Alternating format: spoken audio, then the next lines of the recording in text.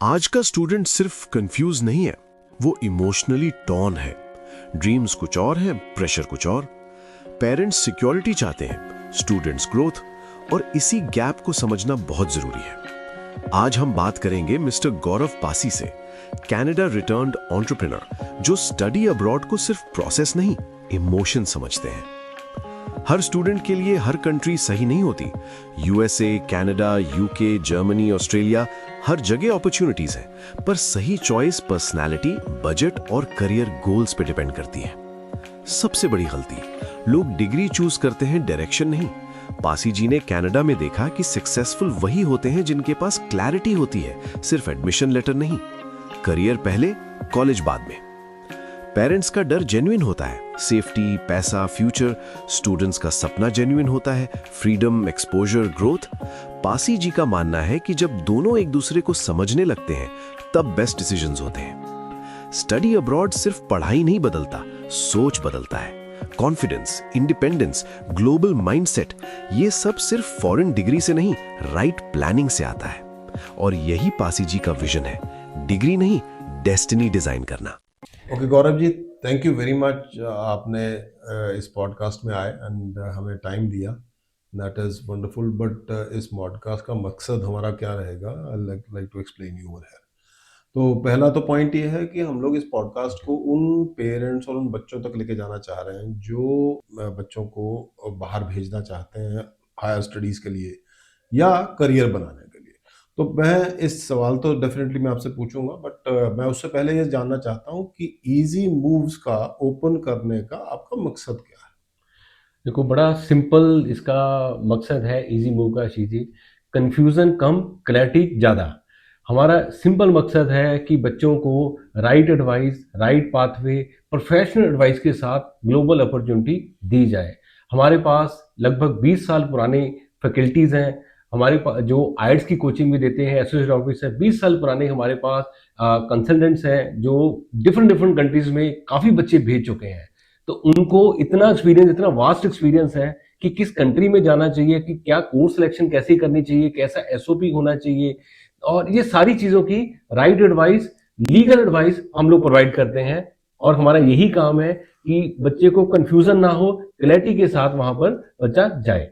Right. तो definitely एक मकसद यहाँ पे निकल के आया, दैट इज बच्चे को हम लोग करियर की तरफ लेके जा रहे हैं Yes. रादर देन हम लोग डिग्री की तरफ Yeah. लेके जा रहे हैं। Am I right, sir? Yes, absolutely. ठीक है, अभी हम लोग थोड़ा सा और आगे बढ़ते हैं एंड मेरा पहला सवाल आपके पास में सिर्फ ये आ रहा है, दैट इज कि ये 2026 में क्या अब्रॉड जाना और स्टडी करना, इज इट वाइज? देखिए, 2026 के अंदर जो सीरियस स्टूडेंट्स हैं वही जाएं, जो सिर्फ अपने फ्रेंड्स को देखते हुए या अपने आसपास को देखते हुए जाना चाहते हैं, वो बिल्कुल अवॉइड करें। 2026 जो रहने वाला है वो साल सीरियस बच्चों के रहने वाला है, जिनको ये पता है कि वहाँ जाके करना क्या है। आप जी जी एक बात आपको समझनी पड़ेगी। लगभग जिस बच्चे ने भी बाहर जाना है उसको 5 साल का टेन्योर लगता है और 40 से 50 लाख का उनका खर्चा आता है। अगर वो उसकी सीरियसनेस की कमी होगी और वो सिर्फ यही कहेगा मुझे बाहर भेज दो और क्लैरिटी नहीं होगी, उसको डेफिनेटली बाहर नहीं जाना चाहिए। Very good. तो एक तो मैं समझता हूँ, because being I am also Punjabi, तो वो पंजाब में देखा है, ट्रेंड इज भेज दो जी, बस दैट्स ऑल। या सीरियसली। वो पॉइंट आप यहाँ पे नलीफाई करना चाह रहे हो, am I right sir? Yes, absolutely. Right, good.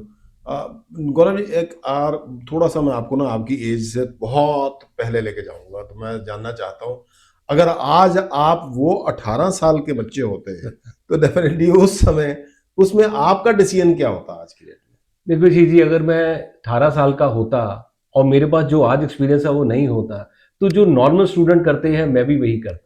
क्योंकि मुझे कोई एक्सपीरियंस नहीं है, मुझे कुछ नहीं पता, तो मैं वही उसी तरह से सोचता कि यार मेरे आसपास क्या चल रहा है, जो माहौल चल रहा है उसी माहौल के हिसाब से मैं चलता।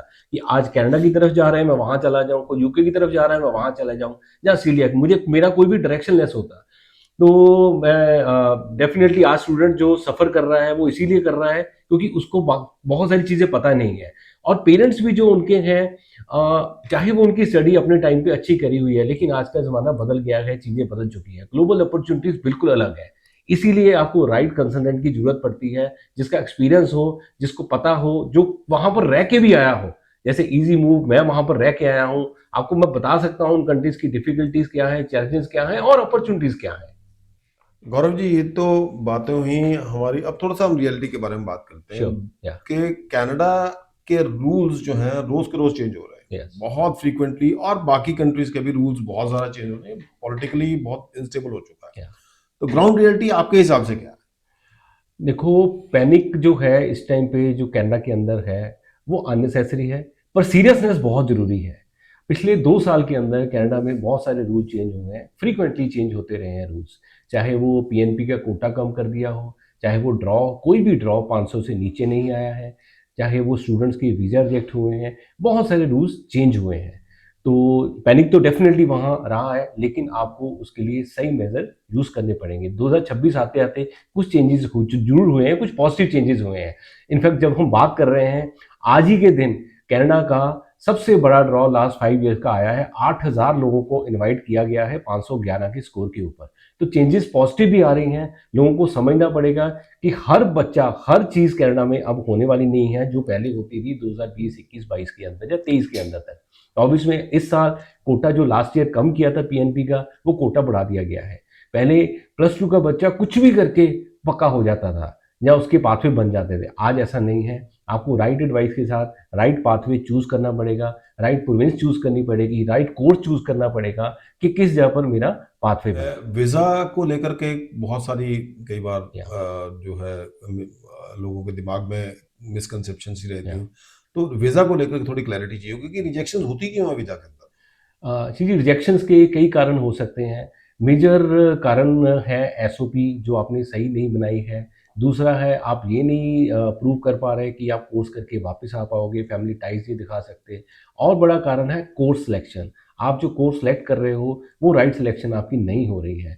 लाइक आपने यहाँ पर इंजीनियरिंग करी हुई है, आप 1 या 2 साल का डिप्लोमा अप्लाई कर रहे हो, वो अब नहीं लगने वाला है, जो पहले होता था वो नहीं होने वाला है। यही बड़े रिजेक्शंस के कारण जो है अब निकल के आए हैं। तो मतलब ये मकसद समझ लें दैट इज कि गलती जो है वो स्टूडेंट की नहीं है, हाँ। शायद होता है प्लानिंग करने में ही गलती रह गई हो। एक चीज़ और भी है ना, जब स्टूडेंट एसओपी या कोई भी बना रहा है, आज की डेट में वो चैट जीपीटी यूज़ कर रहा है। आपको समझना पड़ेगा, उनके पास आपसे ज़्यादा अच्छे सॉफ्टवेयर्स हैं, जिसमें एकदम से चेक हो जाता है कि आपने ये चैट जीपीटी से बनाया है। कुछ दिमाग स्टूडेंट को अपना लगाना पड़ेगा, साथ में कंसल्टेंट की हेल्प लो, लेकिन लगाना पड़ेगा कि आप वहाँ पर क्यों जा रहे हो, क्यों ये कोर्स चूज़ कर रहे हो और आपका पाथवे क्या है। ये आपको आपकी लैंग्वेज के अंदर बनाना पड़ेगा।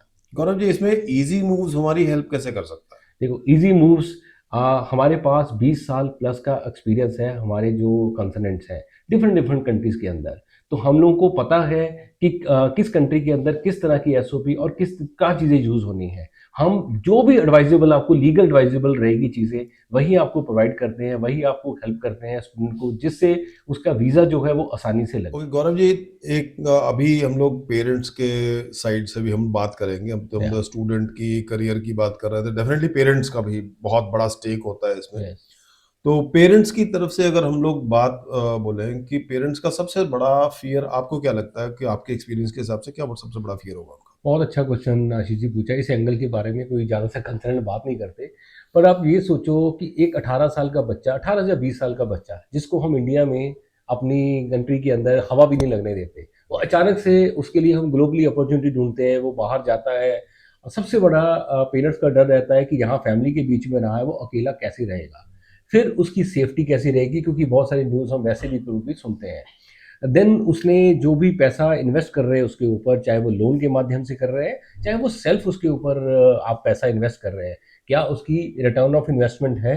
माने जो वो कोर्स कर रहा है, क्या वो ग्लोबली इतना रिकॉग्नाइज्ड है कि उसको वहाँ उसकी अपॉर्चुनिटी मिल जाए? या वो वापस भी आता है तो वापस भी वो लोन जो है वो रीपेमेंट उसका हो सके।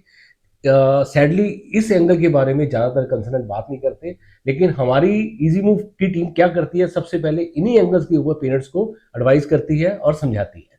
राइट, अपने लोन की बात अब अगर आपने छेड़ ही ली है, तो लोन जो है वो कब जस्टिफाइड होता है?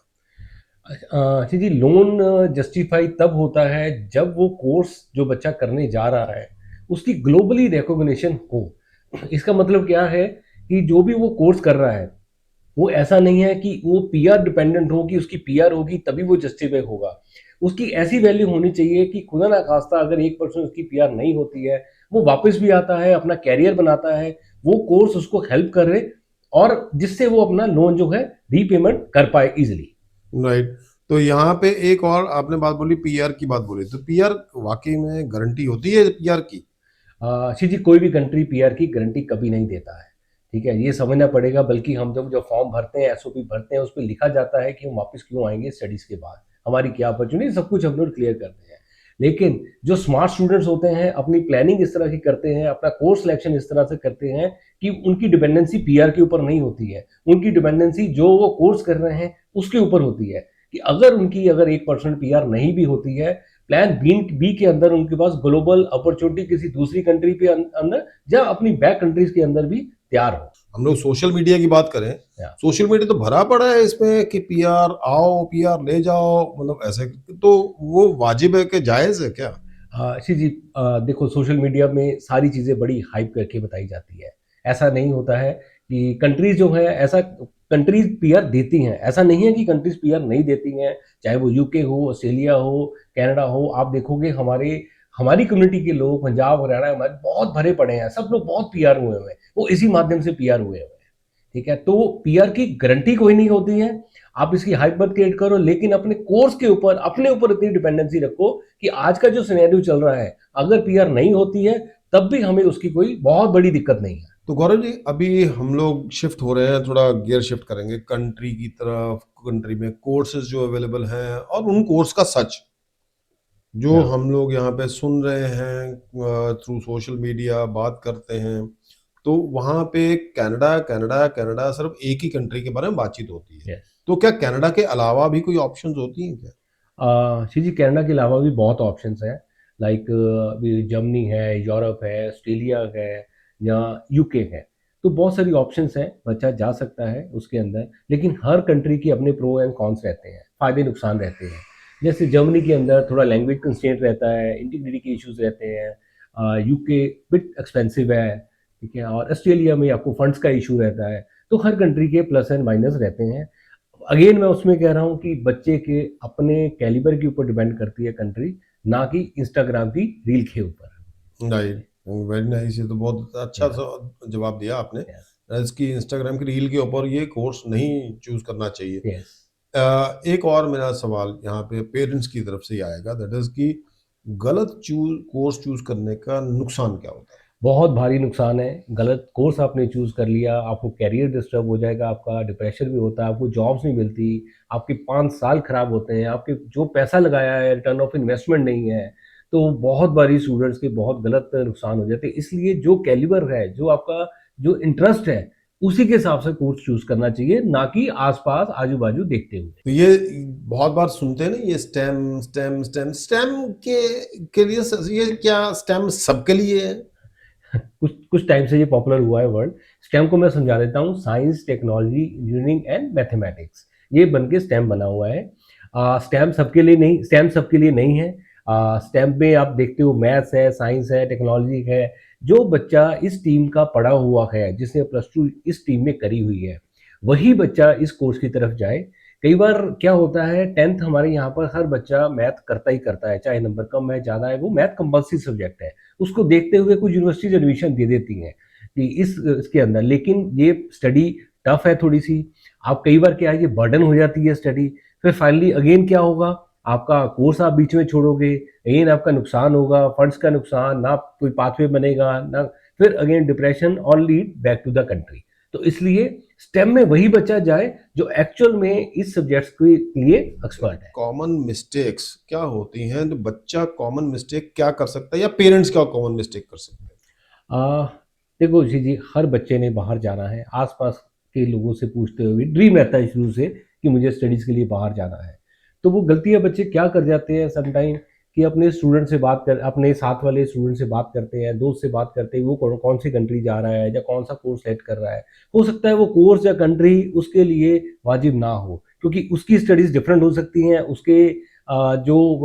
उसके ड्रीम्स हैं वो अलग हो सकते हैं, उसकी चॉइसेस अलग हो सकती हैं।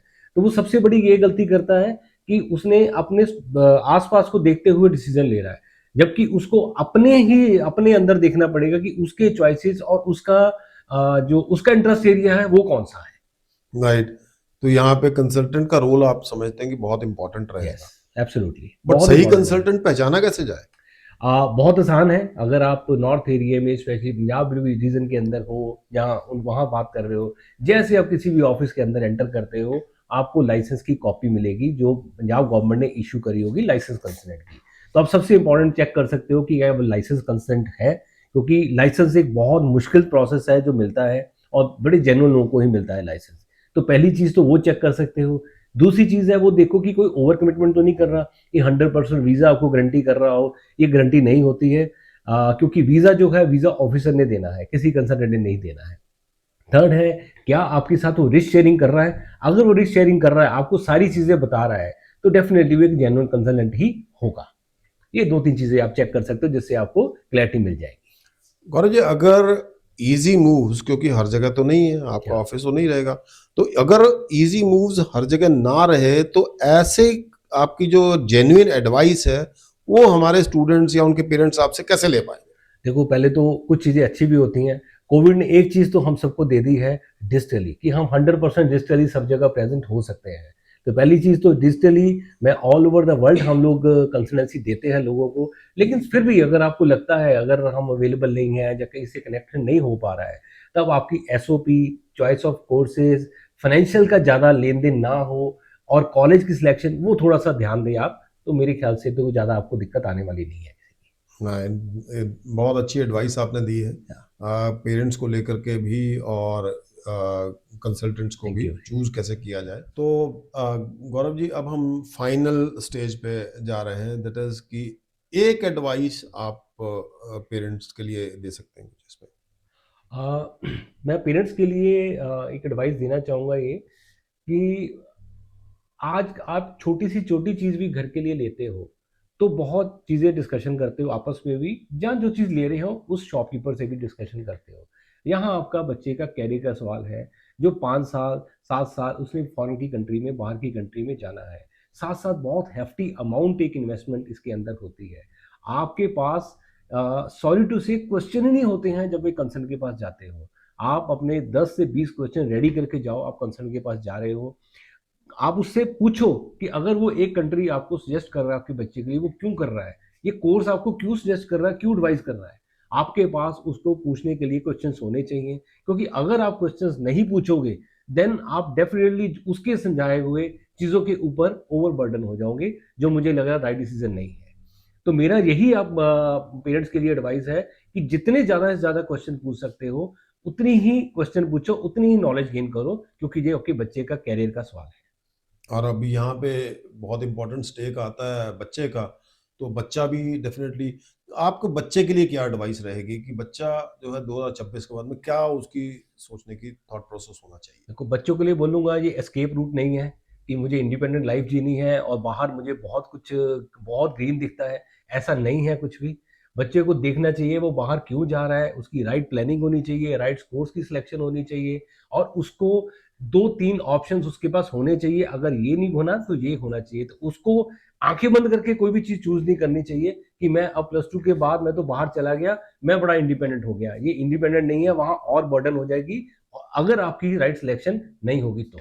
राइट जी। तो गौरव जी, ये पॉडकास्ट में अपने को बहुत ज़्यादा आपने नॉलेज दी, पेरेंट्स के लिए थोड़ा सा कॉन्फिडेंस बना होगा, बच्चों को भी बहुत गाइडेंस मिली होगी इसमें। तो मैं जो समझ पाया हूँ इसमें है कि 2026 में बाहर जाना या पढ़ना रिस्की नहीं है, बट या प्लानिंग सही होनी चाहिए। अगर गलत प्लानिंग हो गई तो गलत प्लानिंग से हमारा सारा जो मनी का लॉस, हमारे टाइम का लॉस, ये सब हो पाएगा। बिल्कुल, am I right? Yes absolutely, बिल्कुल सही कह रहे हो जी। Right planning, right course selection, right country selection, ये बहुत-बहुत इम्पोर्टेंट है 2026 में। Thank you, right, thank you very much जी। Thank you, thank you, have a nice day जी, बाय। Thank you.